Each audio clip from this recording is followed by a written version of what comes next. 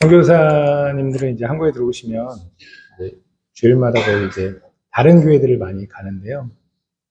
전 너무 소리교회에 너무 오고 싶었습니다. 그리고 지금 얼굴을 처음 사실은 뵙지만 저한테는 별로 낯설지가 않아요. 왜냐면 우리 윤 목사님 페이스북 통해서 소리교회 모습들을 그 예배당 이전하기 전부터 쭉 봐왔기 때문에 얼굴이 좀 낯이 있고요. 윤 목사님이 저한테 따뜻하다고 그랬는데 사실 저한테 윤 목사님이, 저도 윤 목사지만 이렇게 따뜻한 사람으로 기억이 돼 있고, 오늘 생각해 보니까 저희 공통점이 좀 있더라고요. 성이 같고 턱이 두 개고 몸매가 귀엽고 이런 비슷한 점이 있는데, 사진을 그 페이스북에서 소리교회의 사진을 볼 때마다 목사님 성품처럼 참 교회가 따뜻한 느낌이 들고, 그래서 너무 오고 싶더라고요. 다행히 불러주셔서 언제 불러주나 이러고 기다리고 있었는데 연락이 와서 오늘 기쁜 마음에 왔습니다. 너무 불러주셔서 감사하고 우리 오늘 만나 뵙게 해서 너무 반갑습니다.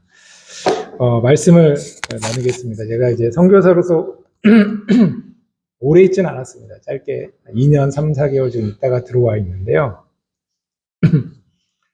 알고 가지만 몸으로 마음으로 안 되는 일이 많이 있습니다.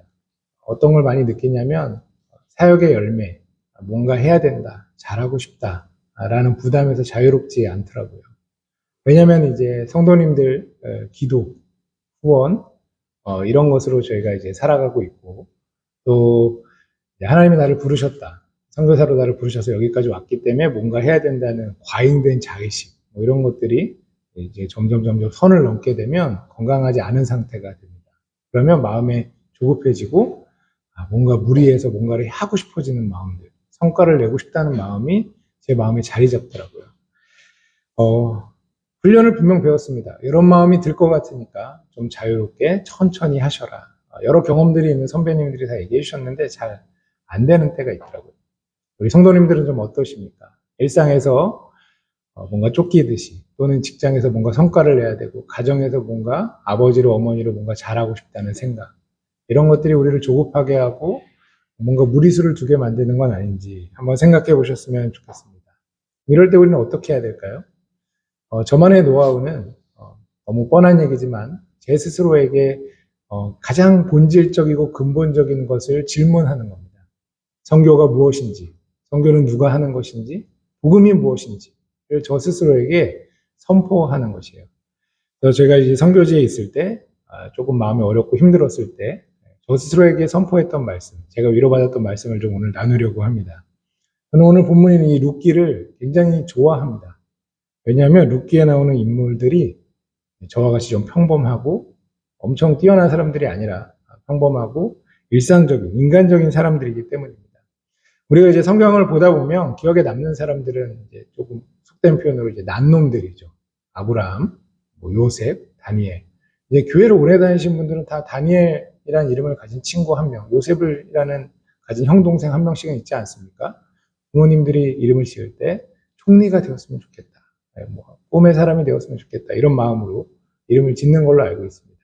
그러니까 그런 사람들은 기억에 남죠. 신약에 보면 바울, 이렇게 여러 큰 일을 한 사람들은 기억에 남습니다. 그런데 성경을 좀 많이 들여다보면 이런 사람들만 있는 게 아니라 지극히 일상적이고 지극히 평범하고 지극히 인간적이고 실수투성인 사람들의 이야기도 가득이 들어있다라는 걸 발견할 수 있습니다. 사실 그래서 성경이 아름답고 우리에게 소망이 되는 것이겠죠. 룻기가 그런 이야기가 아닌가 싶습니다. 그 중에서 룻기가 굉장히 흥미로운 것은 시어머니와 며느리의 관계를 중심으로 룻기의 이야기가 진행이 된다는 거예요. 동서고금을 막론하고 시어머니와 며느리의 관계는 개와 고양이보다, 물과 기름보다 더 미묘하고 오묘한 관계가 아니겠습니까?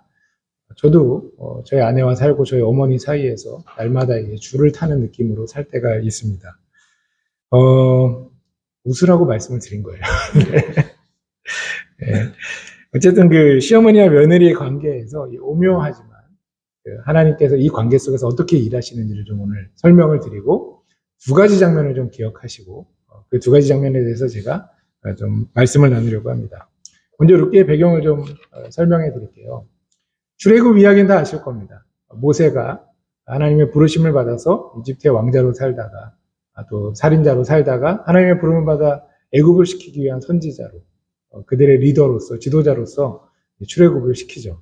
하나님이 뭐 여러 가지 일들을 펼치십니다. 10가지 재앙도 펼치시고 홍해도 가르시고 광야에서 이런저런 기적도 일으키시고 만나와 메추라기로 먹이시고 그래서 결국에는 이제 리더십이 교체되고 여호수아를 통해서 요단강을 걸으면서 가나안 땅에 들어가고 그래서 여리고성이 무너지고 결국엔 가나안 땅을 정복하기 이릅니다. 그 정복한 다음에 물론 전이기도 하지만 레위지파를 제외한 11지파가 땅을 분배를 받고 자기의 지도자들이 또 세워져요. 그렇게 자리를 잡았지만 때가 지나자 여호수아가 이제 하나님의 부름을 받고 죽음을 맞이합니다. 그 다음에 각각 지파에마다 리더십들이 있었는데 이스라엘 전체적인 국가적인 큰 일이 있을 때는 한 명의 지도자가 필요했습니다. 그 사람들을 사사라고 불렀어요. 한국말로 치면 판사란 뜻입니다. 그 사사들의 이야기가 펼쳐져 있고 기록해 놓은 게 이제 구약 성경의 사사기다 이렇게 보시면 되는데 이 사사 시대를 배경으로 한 게 바로 이 룻기가 이 사사 시대를 배경으로 하는 책이라는 것이죠. 근데 이 사사 시대의 특징이 뭐냐면 안타깝게도 여호수아가 죽은 이후로 굉장히 빠른 속도로 신앙이 타락한다는 것입니다. 어떠한 신앙으로 타락을 하냐면 흔히 말하는 혼합주의 신앙으로 타락을 합니다. 혼합주의 신앙이라는 건 하나님을 대놓고 배반하는 것이 아닙니다. 우리가 십계명을 받듯이 십계명도 지키려고 애를 쓰고 때가 되면은 예배당에 가서 성전에 가서 제사도 드리고 또 제사장으로부터 말씀 교육도 받고 율법에 따라 살려고 애씁니다. 근데 또 다른 시간에는 가나안 땅에 있었던 우상들의 신전에 가서 제사도 드리고 가나안 사람들처럼 생각하고 가나안 사람들처럼 살아가는 거죠. 마치 우리로 치면 이런 겁니다. 주일에는 예배당에 나와서 말씀도 듣고 헌신도 하고 11조도 잘 하는데 실제 주일에 들었던 말씀이 평일에 나의 삶에 아무런 영향도 미치지 못하고 나 기억에도 안 남고 지난 주일에 무슨 말씀을 들었는지 생각조차 안 하는 그런 상태의 신앙인으로서 살아가는 것이죠. 안타깝지만 그런 시대가 사사시대였습니다. 말씀을 코에 걸면 코걸이, 귀에 걸면 귀걸이 이런 식으로 해석해서 자기 소견에 옳은 대로 자기에게 이득이 되는 쪽으로 해석해서 자기 마음대로 살아가는 시대. 그런 시대가 사사시대였고 그 시대에 대표적인 인물로 이 룻기의 서두에 룻기의 시어머니와 시아버지가 등장을 하는 것입니다. 이 시어머니, 시아버지의 이름은 엘리멜렉과 나오미입니다. 엘리멜렉은 하나님은 나의 왕이시다. 시아버지의 이름이고요. 나오미는 기쁨, 하나님이 나의 기쁨이시다 라는 뜻입니다. 그런데 재미난 건 이 엘리멜렉과 나오미에게 두 아들이 있었는데 두 아들의 이름은 말론과 기럐이라고 기록되어 있습니다. 어감상 조금 이상합니다. 엘리멜렉과 나오미, 말론과 기럐. 왜 이렇게 다른 것일까요? 말론과 기럐은 가나안 이름입니다. 이스라엘의 어머니 아버지 밑에서 태어난 아들을 가나안식으로 이름을 짓는 겁니다. 마치 제 딸의 이름은 봄솔, 한글인데요. 봄솔인데 제 딸의 이름을 제가 얘를 영어 이름으로 짓는 거죠. 윤리사, 윤조이 이렇게 부르고 맨날 부르는 겁니다. 약간 좀 이상하죠. 어감도 이상한데 더 이상한 건 뭐냐? 말론이라는 첫째 아들의 이름은 의미가 죽음입니다. 둘째 아들 기럐의 이름은 질병입니다. 한국 정서로 도저히 이해가 안 되죠. 도대체 어느 부모가 아들의 이름을 죽음으로 짓고 기럐이라고 짓는 거예요? 한번 생각해 볼까요? 집에 있을 때 심부름을 시키는 거죠. 얘 죽음아, 가서 콩나물 좀 사와라. 얘 기럐아, 옆집에 가서 소금 좀 얻어와라. 얘 질병아, 이렇게 부르는 겁니다. 이름을 부를 때마다 죽음, 질병. 왜 이렇게 이름을 줬을까요? 이건 가나안식의 문화에 완전히 물들었기 때문에 이름을 이렇게 짓는 거죠. 우리로 치면은 마치 이런 겁니다. 윤대박, 윤로또 이름을 이렇게 짓는 거죠. 가나안에는 액땜의 문화가 있었어요. 내 아들의 이름을 죽음이라고 지으면 가나안 신들이 대부분 무서운 신들이기 때문에 내 자녀를 죽이러 왔다가 이름이 죽음인 걸 보고 불쌍히 여겨서 그냥 돌아가는 그런 신앙을 갖고 있었습니다. 내 자녀의 이름이 질병이기 때문에 병을 주지 않을 것이라는 믿음으로 이름을 그렇게 지었다는 거예요. 이게 뭘 보여주는 거냐면 완전히 혼합주의 신앙에 쩌들었고 이들은 그것을 표준으로 살아가고 있었다. 자기가 가장 사랑하고 자기 분신이라고 여기는 가족에게, 자녀에게 그렇게 이름을 지었다는 것은 그런 의미가 있다는 것이죠. 이들은 어떤 행동들을 하냐면 자기가 살던 베들레헴에 흉년이 듭니다. 어떤 반응을 했을까요? 흉년이 들자 옆에 나라 모압에 풍년이 들었다는 소식을 듣고 쉽게 이주를 결정합니다. 우리가 십계명을 읽었지만 이 십계명이 기록된 출애굽기나 신명기를 보면 하나님이 약속의 땅으로 주신 가나안 땅에서 이들은 벗어나서 살 수 없었습니다. 이들은 그 약속의 땅인 가나안 땅에 머물면서 살아야 했습니다.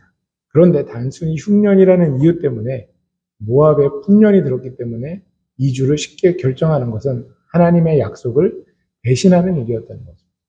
주변에서 소문을 듣고 누가 저기에 가서 참 잘 됐다더라, 저기 땅에 참 먹을 게 많다더라, 집값이 올랐더라, 이런 얘기를 듣고 쉽게 이주를 결정하는 것입니다. 사실 그들에게는 해결책이 있었습니다. 저희가 좀 전에 말씀을 암송했듯이 그 역대하 구절 같은 내용으로 율법서에는 회개하고 하나님께 돌아오면 가뭄이 그칠 것이다, 하나님이 땅의 소산을 축복으로 줄 것이다 라는 약속과 율법들이 분명히 기록되어 있었습니다. 분명히 말씀은 있지만 이들은 말씀을 믿지 않았죠. 그렇기 때문에 하나님의 말씀은 그냥 문자로만 여겼고 실제 삶이랑 굉장히 거리가 있고 자기의 마음에 와닿지 않는 그저 좋은 말씀 정도로만 생각을 했다는 것입니다. 상황이 안 좋으면 괴로워하거나 다른 지역으로 쉽게 이동을 했고 주변에서 들은 소문, 정보들을 가지고 인생에서 중요한 결정을 했습니다. 삶의 중요한 것들을 결정할 때 가장 영향을 미치는 요인들이 신앙이 아니라 환경이었고 상황이었고 주변 사람들의 조언이었다는 것이죠. 우리도 이럴 때가 많이 있습니다. 우리가 중요한 결정을 할 때 우리가 어떤 기준으로 선택을 하고 결정을 하는지를 한번 생각해 봐야 합니다. 엘리멜렉과 나오미는 환경을 보고 결정을 하죠. 그렇다면 그 결과는 어땠을까요? 이들은 이주를 합니다. 그리고 자신의 아들, 자녀들을 모압 여자들에게 장가를 보내요. 그때 들어왔던 며느리 이름이 오르바와 룻입니다. 근데 결혼을 하는데 이 역시 율법을 어기는 일이었죠. 근데 왜 이런 결정을 했을까요? 저희 알바니아에는 알바니아 여자분과 결혼한 한국분이 계세요. 선교사는 아닙니다. 근데 이분이 유튜브를 운영하세요. 그래서 저와 거의 비슷한 시기에 알바니아에 들어가셔서 제가 이분의 유튜브를 거의 다 봅니다. 근데 이 내용을 보면 너무 왜 외국인과 결혼했을 때 어떤 이득이 있는지가 보여요. 아내분이 알바니아 분이고 알바니아에서 평생 살아왔기 때문에 법적인 문제도 쉽게 해결이 되고 본인의 애로사항도 다 쉽게 해결이 됩니다. 저희가 겪어야 되는 시행착오를 거의 겪지 않으면서 살아가는 것 같아요. 더욱이나 이분은 딸로 알바니아를 배우지도 않고 영어를 조금 하시기 때문에 그냥 영어로 살아갑니다. 아내가 있기 때문이죠. 무슨 말씀을 드리고 싶은 거냐면 외국에서 내가 산다고 할 때 가장 쉬운 방법은 뭐냐면 나의 자녀나 내가 그 나라 사람과 혼인을 맺는 겁니다. 그러면 내가 보호가 되고 그 나라에서 쉽게 정착할 수 있습니다. 법적으로나 관계적으로나. 그런 선택을 했다는 거죠. 엘리멜렉과 나오미는. 그렇게 모압 땅에서 10년을 삽니다. 무슨 일이 있었는지 잘 모르겠습니다. 근데 10년 뒤에 어떤 일이 일어나냐면 엘리멜렉, 남편이 죽고 아들이 죽습니다. 말론과 기련이 죽고 그래서 여자 셋만 남습니다. 시어머니와 며느리 둘. 모압 땅에 이스라엘 시어머니와 모압 며느리 둘만 남게 됐는데 이것이 바로 환경을 따라한 결과라는 거죠. 오해하지 않으셨으면 좋겠습니다. 율법을 어겼기 때문에, 약속을 어겼기 때문에 하나님이 벌을 내리셨다라기보다는 본인의 인생에 대한 선택에 대한 결과와 책임으로서 이 끔찍한 상황이 벌어졌다는 것이죠. 사실 환경에 따라 결정한다는 것은 뭘까요?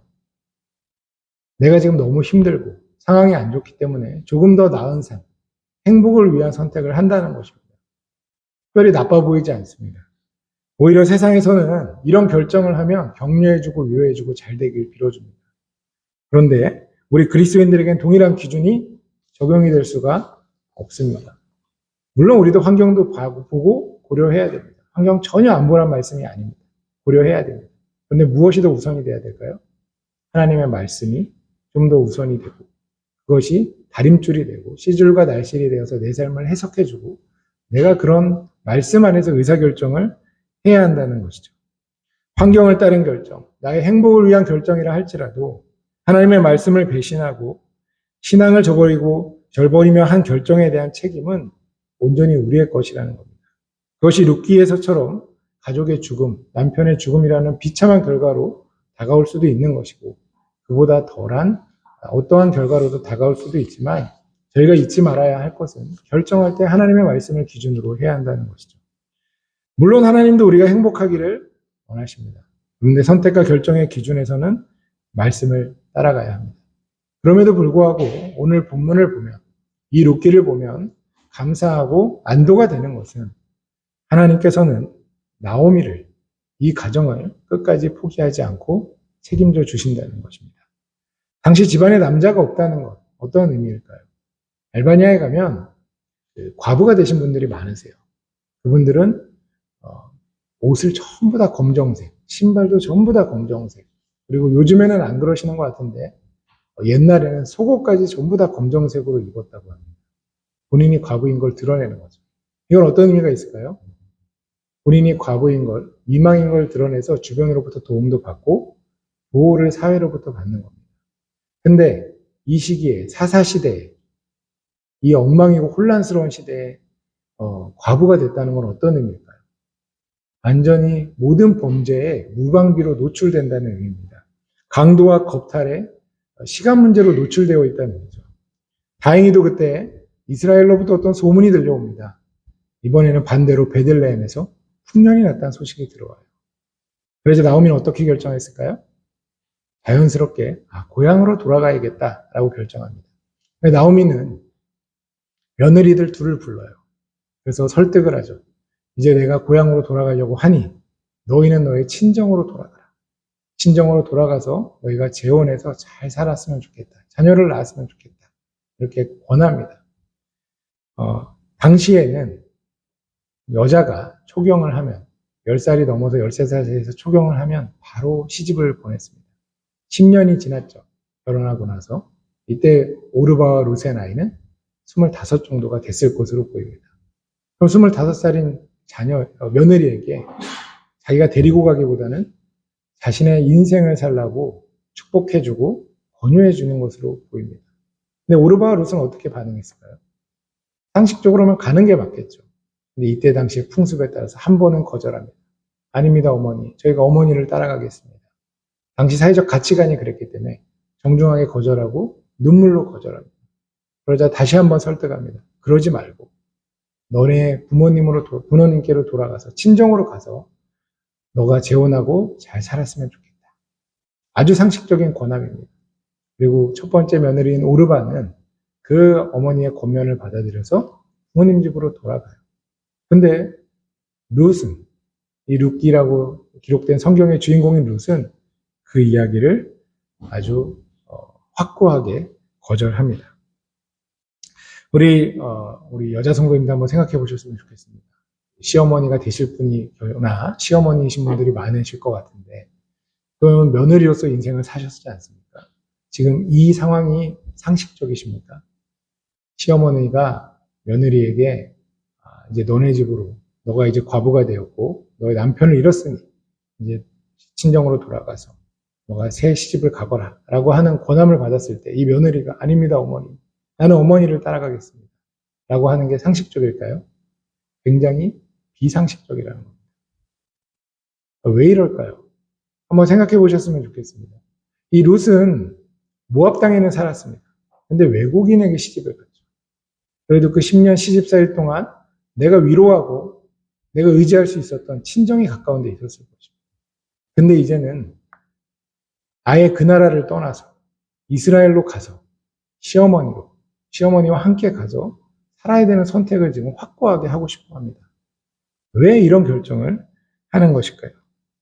우리가 오늘 제가 말씀드린 주목해야 하는 첫 번째 장면입니다. 우리 룻기 1장 15절에서 17절을 같이 읽어볼까요? 제가 한 절, 여러분들이 한 절, 그리고 마지막 절은 같이 읽겠습니다. 나오미가 또 이르되 보라 내 동서는 그의 백성과 그의 신들에게로 돌아가나니 너도 너의 동서를 따라 돌아가라 하니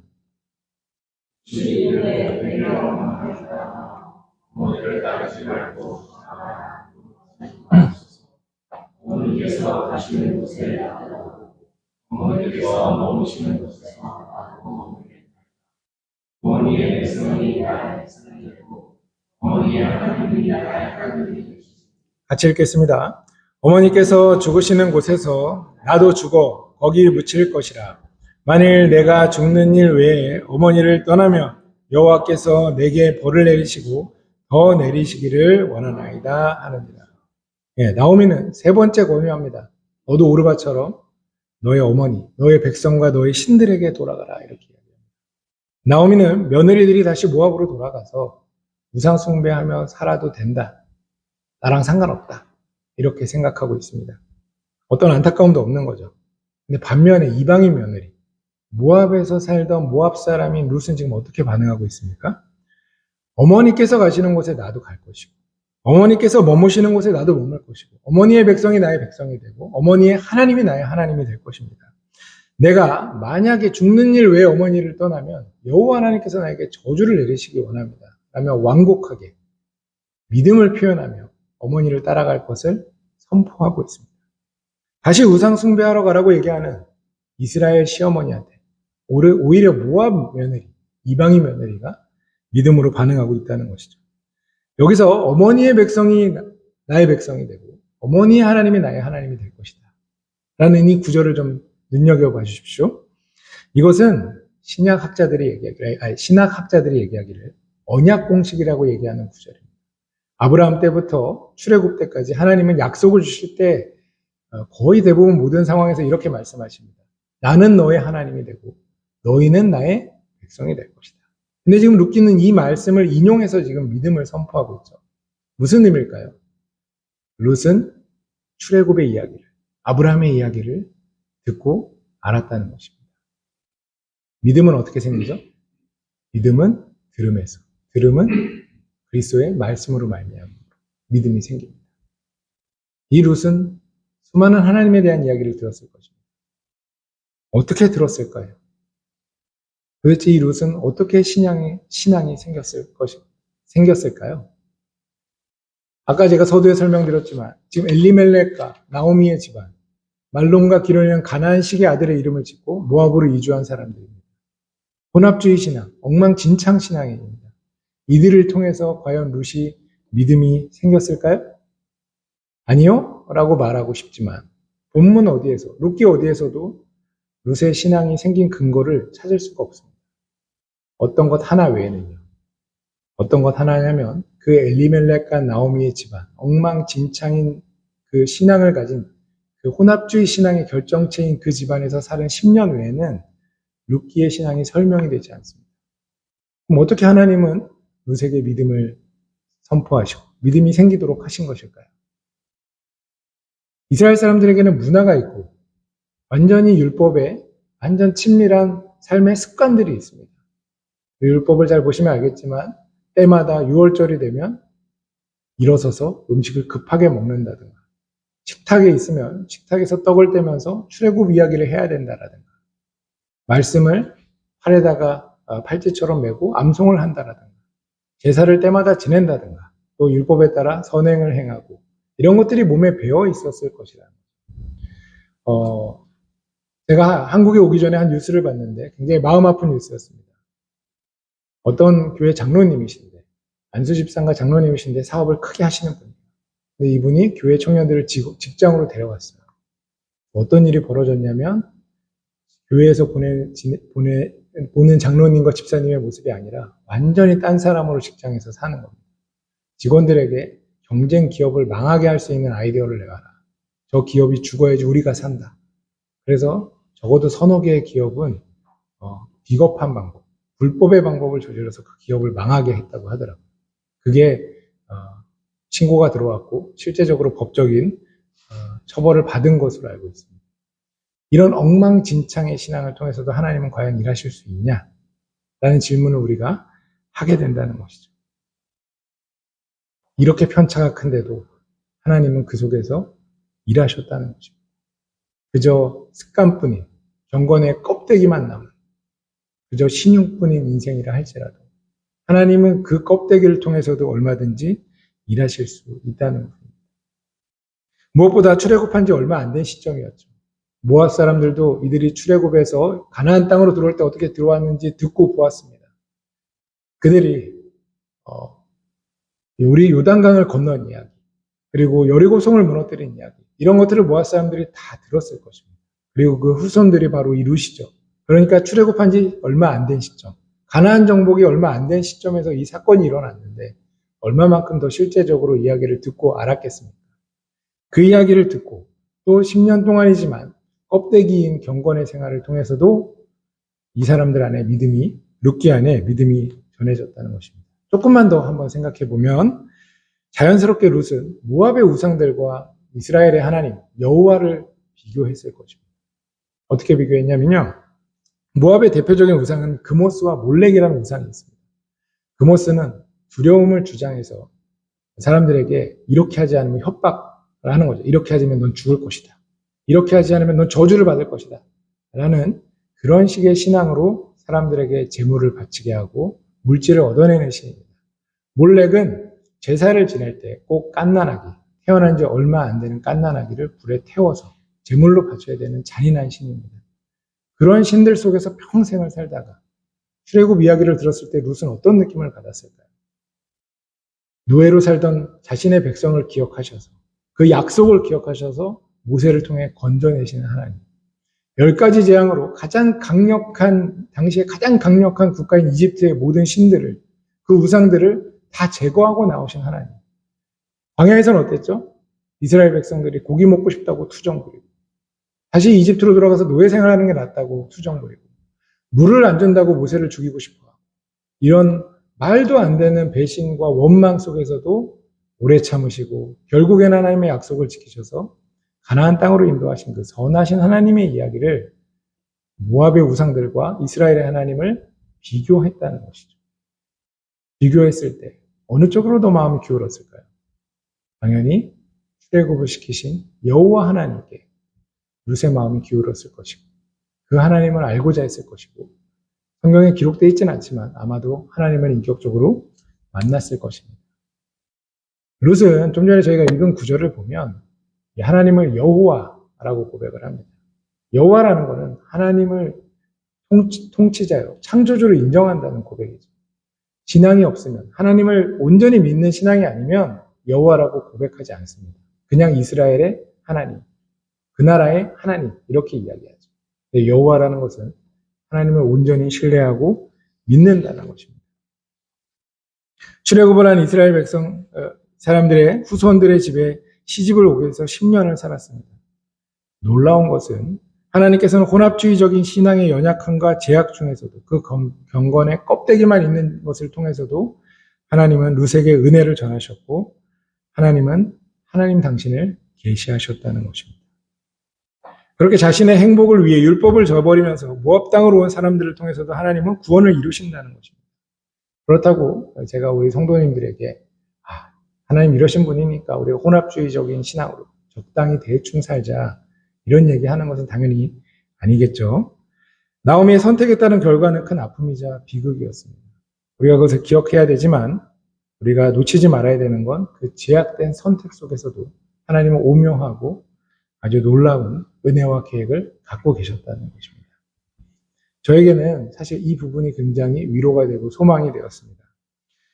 아시는 분도 계시겠지만 저희가 알바니아에 가서 6개월 정도 됐을 때 저희 둘째 딸 눈에 문제가 생겼습니다. 급하게 한국으로 오게 됐고 6개월 정도 안경 치료를 받고자 해서 안경을 맞추고 알바니아로 돌아왔습니다. 6개월 뒤에 다시 한국으로 돌아갔고 경과에 차도가 없어서 수술을 하게 됐죠. 이번에 온 것도 사실 그 수술 후에 결과를 확인하러 왔습니다. 굉장히 좋고 감사한 결과를 받았습니다.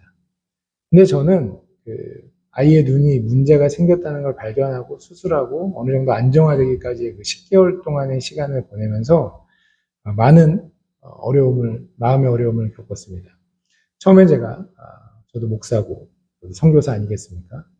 그래서 이 고난과 시련, 선교지에서 오는 이런 특별한 고난, 하나님의 은혜가 될 것이다. 하나님이 이 고난을 통해서 복을 주실 것이다. 하나님을 더 나에게 알려주실 것이라는 기대를 갖고 고난을 좀 경건하게, 성숙하게, 조금 세련되게, 고급지게 맞아보자. 이런 결심으로 했습니다.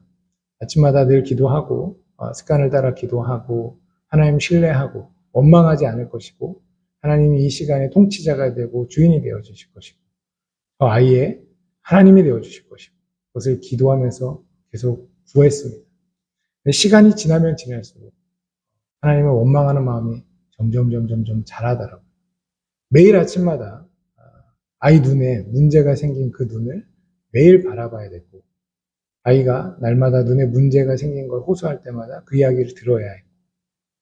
그 과정을 지켜보면서 어느 순간인가 제가 하나님을 원망하고 있다는 것을 발견할 수 있었습니다. 잠시 생각을 놓치면 제 마음속에 그런 생각들이 가득 차더라고요. 하나님 왜 나를 여기 보내셨는가? 6개월 만에 이런 일이 벌어진다는 건 내가 잘못 온 거 아닌가? 현지인들도 다 보고 있는데 오자마자 이런 일이 생긴대. 내가 선교사인 거 다 아는데 오자마자 이렇게 불행한 일이 생겼을 때 과연 하나님의 복음을 내가 전한다고 했을 때 그들에게 과연 설득력이 있겠는가? 뭐 이런 여러 가지 잡생각들이 많아졌습니다. 근데 이상하게도 이런 생각을 한번 하기 시작하면 불행한 생각을 하게 되면 생각이 점점 늘어나고 제 마음을 지배하게 되더라는 거죠. 제 정체성이 흔들리고 흔들리는 제 자신을 발견할 때마다 마음은 더 어려워지고 악순환의 연속이었습니다. 그때 제 마음 가운데 위로를 주었던 말씀이 바로 이 부분이었습니다. 제가 엘리멜렉과 나오미처럼 혼합주의 신앙 속에서 알바니아로 간 건 아닙니다. 저와 제 아내가 그런 결정을 했다고 생각하지 않습니다. 그렇기 때문에 어떤 벌로서 소리의 눈이 저희 둘째의 눈이 잘못되었다고 생각하지 않는다는 거죠. 그러나 하나님께서 룻을 구원하실 때 그들처럼 어리석고 연약한 사람들, 실수하고 실패하고 하나님을 배신하는 결정을 한 사람들을 통해서도 하나님은 이방인들을 구원하시며 선교를 하시는데 그래도 나는 혼합주의는 아니니까 그래도 나는 하나님을 붙들려고 애쓰고 있으니까 그런 나를 통해서도 하나님은 충분히 일하실 수 있겠다. 우리의 연약함을 통해서도 하나님은 얼마든지 일하실 수 있겠다는 면에서 위로가 되었습니다. 그리고 나서 성경을 보니까 그런 사람들이 참 많더라고요. 요나 선지자를 다 아실 것입니다.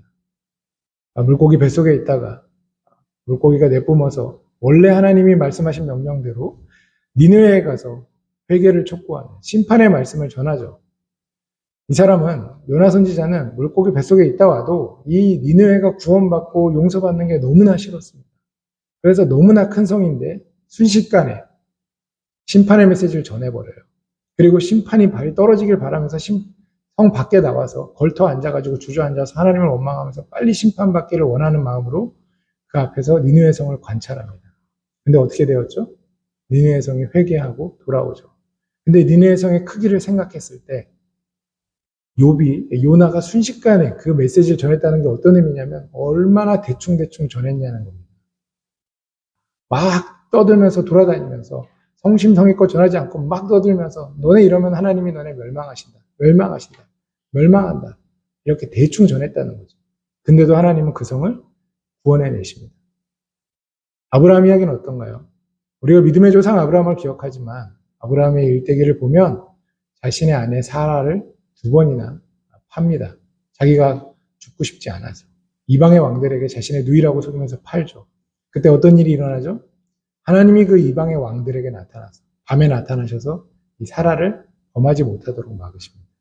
아브라함의 그런 어처구니 없고 쪼다 같은 실수를 통해서도 하나님은 이방의 왕들에게 하나님을 드러내시는 선교의 역사를 행하시는 분이라는 겁니다. 나의 어떠함을 보면, 나의 연약함을 보면, 내 안에 벌어진 일들을 보면, 내 능력을 보면 하나님의 일을 감당할 수 없습니다. 왜냐하면 하나님은 너무나 대단하신 분인데 나는 너무나 연약하고 나약하니까요. 나에게 집중하면 집중할수록 하나님이 나를 통해 어떻게 일하시지? 라는 생각이 들 수밖에 없습니다.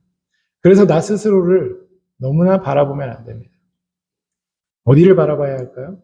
나를 보내신 하나님을 바라봐야 합니다. 우리 성도님들은 대부분 선교를 저와 같이 타문화권에 가서 타문화 사람들에게 그 외국어로 전하는 복음을 전하고 교회를 개척하는 사람을 선교사로 알고 계실 겁니다. 선교사 맞습니다. 선교사라는 말은, 선교라는 말은 성경에 없습니다. 선교라는 단어가 없다는 거죠. 그럼 성경은 어떻게 선교를 표현하고 있냐면 보내다라는 말로 표현하고 있습니다. 선교라는 말 자체는 라틴어인데 미시오라는 말인데 보내다라는 말입니다. 하나님은 우리를 부르시죠. 죄에 건진 우리를 부르십니다. 의롭다 칭하시고 우리를 성숙하게 가꾸어 나가십니다. 그 가운데 우리를 보내십니다. 어디로 보내십니까? 배우자에게로 보내고 가정에게로 보내고 교회 성도에게 보내고 이웃에게 보내고 직장으로 보내신다는 겁니다. 그렇게 보내시는 하나님이십니다. 나를 보내신 하나님을 바라보지 않으면 그 보냄받은 자리의 삶을 감당할 수 없다는 것이죠. 아까 제가 말씀드렸지만 저는 제 마음에 너무 연민을 느끼고 내가 너무 불쌍하고 내 새끼가 너무 불쌍하고 내 상황이 너무 초라하고 그 감정에 사로잡혔던 적이 있습니다.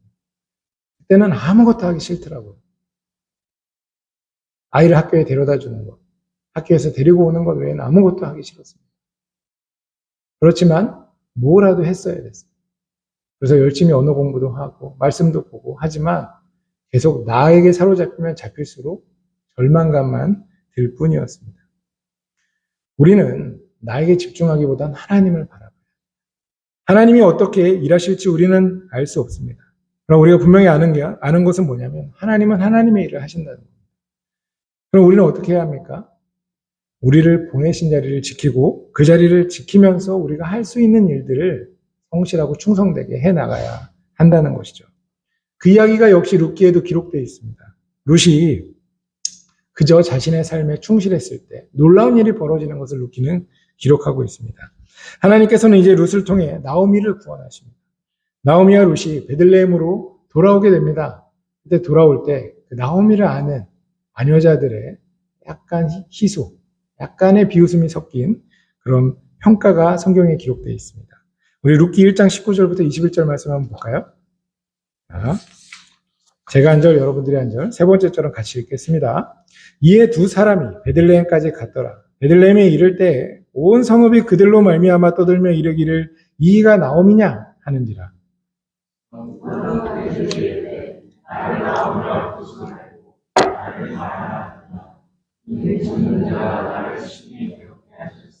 같이 읽겠습니다. 내가 풍족하게 나갔더니 여호와께서 내게 비어 돌아오게 하셨느니라. 여호와께서 나를 징벌하셨고 전능자가 나를 괴롭게 하셨거늘 너희가 어찌 나를 나오미라 부르냐. 너무나 창피하고 수치스러운 상황입니다.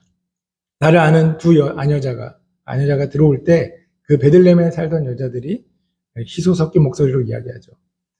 네가 정말 나오미냐? 베들레헴에 이를 때 온 성읍이 그들로 말미암아 떠들며 이가 정말 나오미냐? 무슨 얘기입니까? 얼굴이 너무나 안 돼 보이고 너무나 고생해서 불쌍하게 보였다는 얘기죠. 그때 나오미가 뭐라고 얘기합니까? 내가 풍족하게 나갔는데 여호와께서는 나로 비어 돌아오게 했다. 이렇게 한번 생각해 봅시다. 옆에 룻이 있어요. 룻의 입장에서는 어떻게 들렸을까요? 아들이 있어야 되는데 내가 그래도 아들이 있어야 되는데 이 모한 며느리 하나 데리고 와가지고 이게 무슨 소용이냐. 나는 풍족하게 나갔는데 이젠 비어 들어왔다. 아무것도 없다. 그 이야기 들을 때 룻은 아마 섭섭했을 것입니다. 그러나 나오미 입장에서는 어땠을까요? 룻은 달린 혹이었어요. 당시 율법에 의하면 이렇게 망하고 돌아온 나오미를 받아줘야 되는 사람들은 나오미의 친척들, 형제들이었습니다. 엘리멜렉은 이제 죽었잖아요. 나오미의 친척들, 형제들에게 의지를 해야 되는데 자기 하나도 부탁하기가 어땠을까요?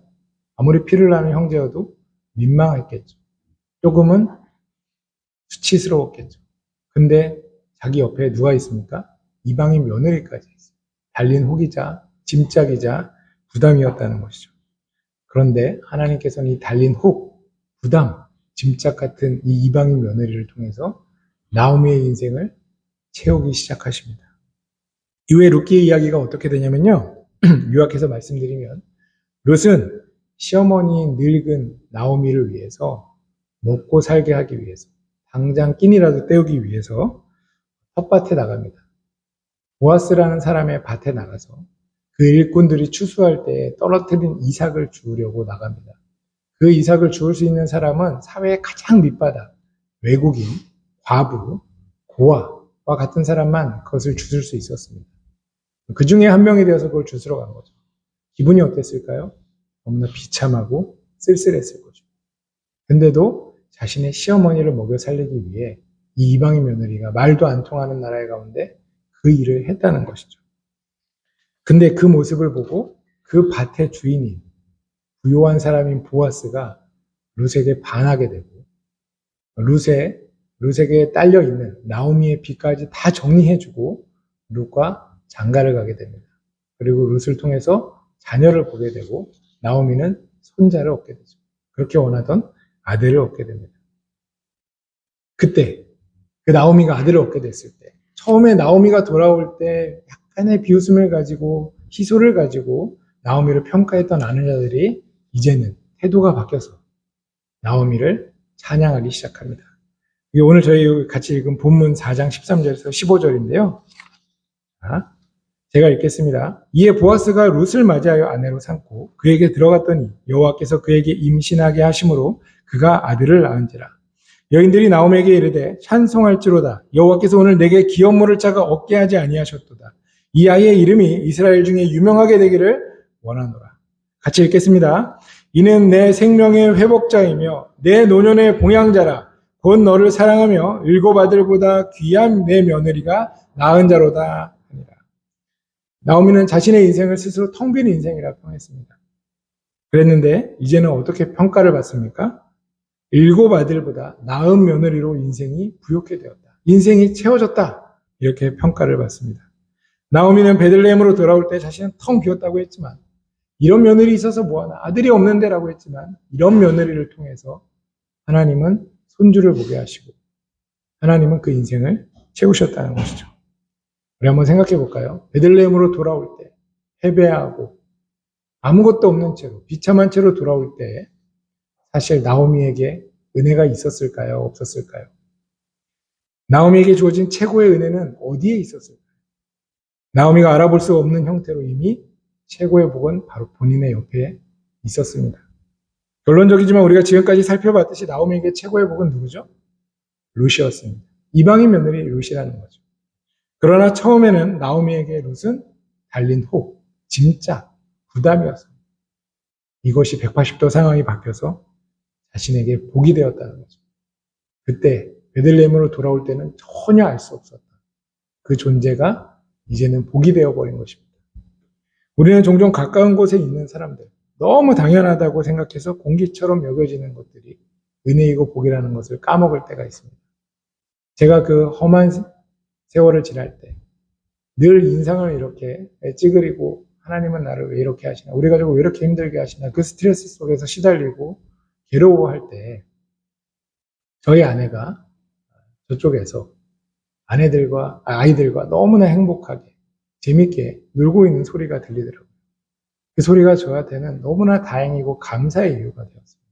만약에 저희 아내조차도 저와 같이 인상을 찌그리고 하나님을 원망하고 괴로워하고 있었다면 저희 아이들이 어떻게 됐을까요?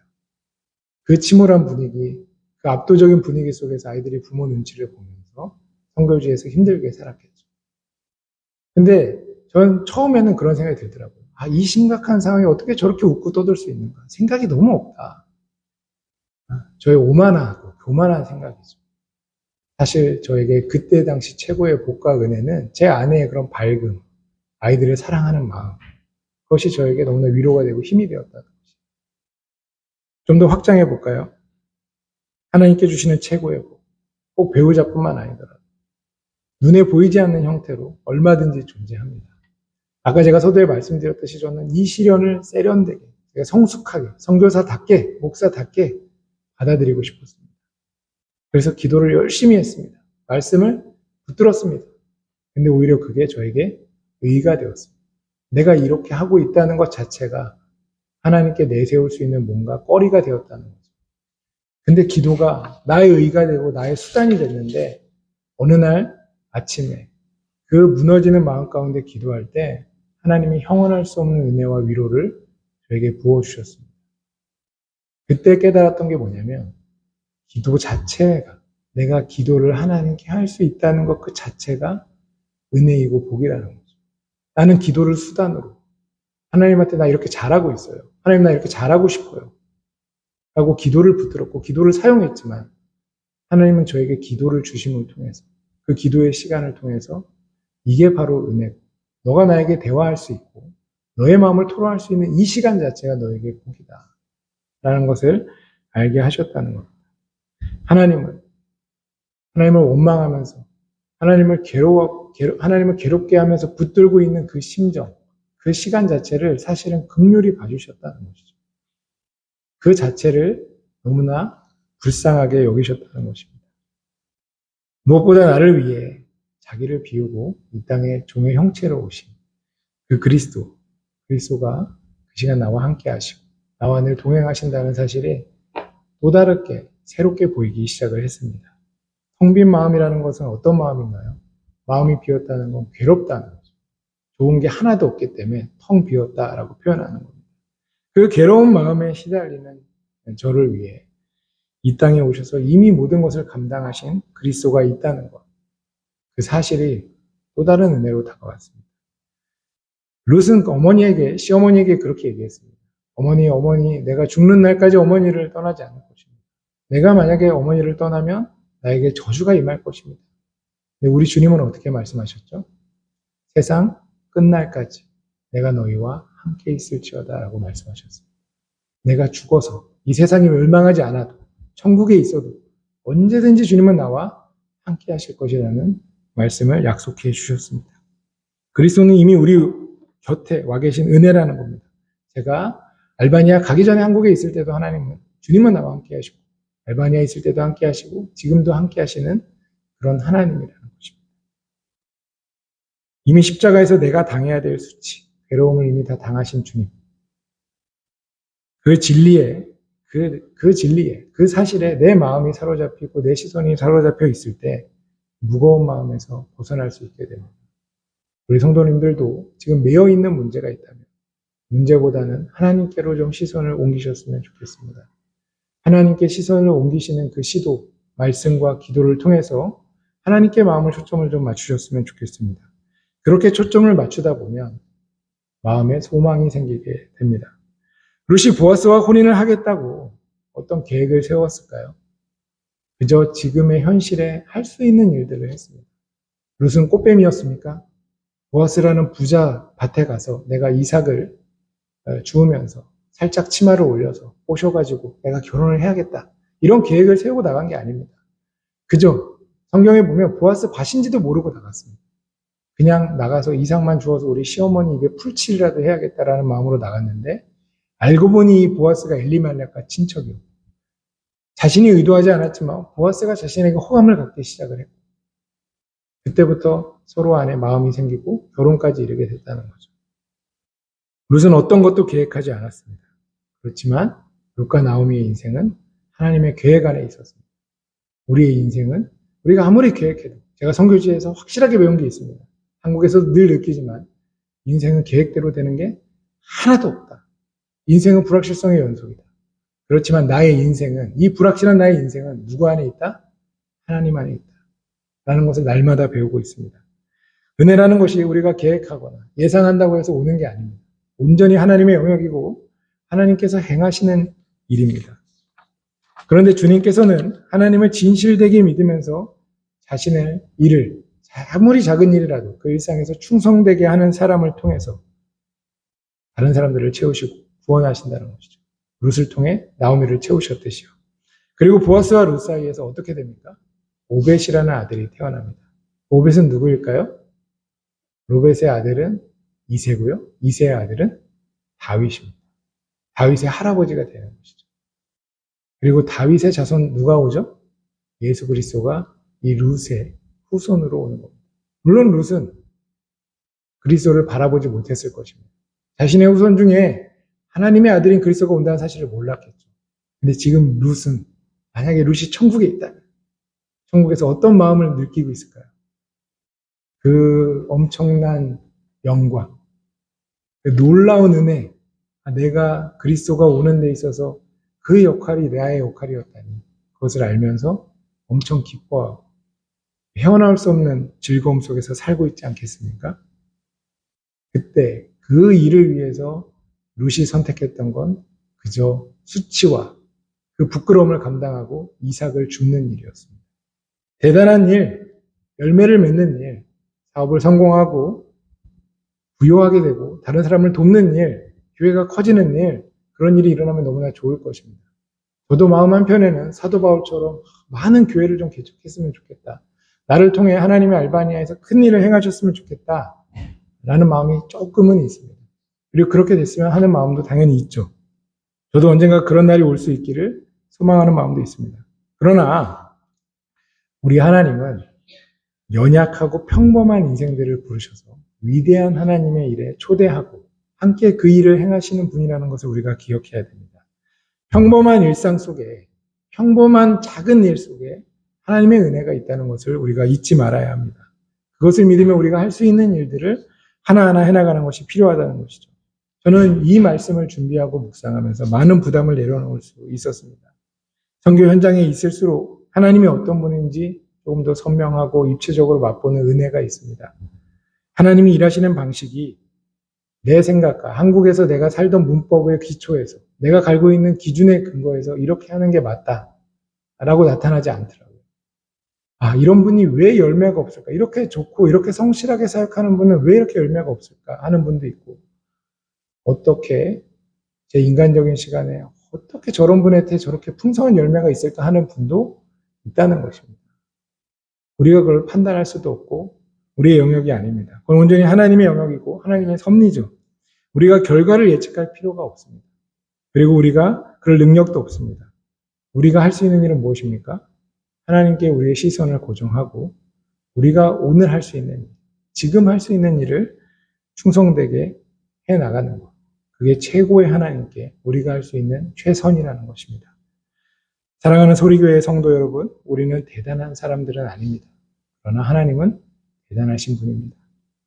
제 생각이지만, 제 삶에 나타난 하나님이시지만, 하나님은 연약한 사람들, 평범한 사람들, 그런 사람들과 함께 일하시고, 함께 하나님의 일을 초대해서 행하시는 것을 너무나 좋아하시고, 너무나 즐거워하는 분이십니다.